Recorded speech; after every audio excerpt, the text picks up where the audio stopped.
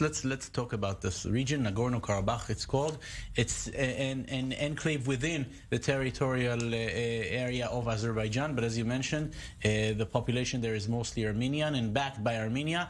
And when these two countries were part of the Soviet Union, then there was no problem. But once the USSR collapsed, each country went on its independent way. Then a problem started. There was a 5-year-long war which ended in the mid-90s with no real solution. It's still sort of an Armenian enclave within Azerbaijan, sort of an independent state, but backed by Armenia.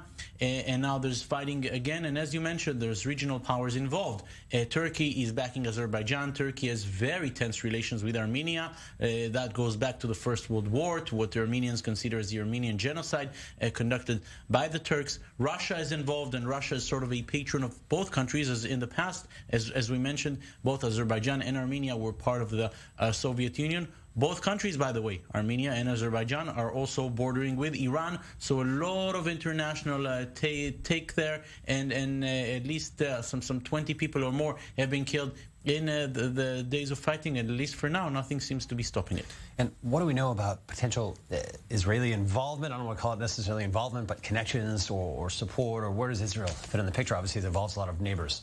Israel is friendly with both nations, both with Armenia and Azerbaijan. And on the surface, we're not going to see Israel taking any side, because, again, both nations hold friendly relations with Israel.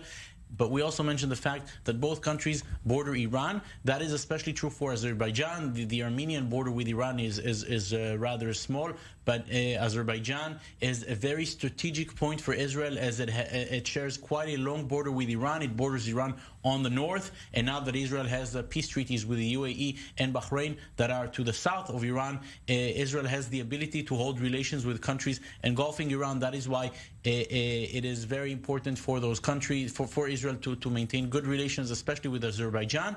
And we've also heard some reports, unconfirmed at this time, that some Azeri cargo planes may have landed in Israel over the past few days, maybe taking in military cargo. There's no confirmation for that. We will not hear any confirmation for that, at least on the Israeli side. So yes, Israel is holding good relations with both. Israel will not take any sides.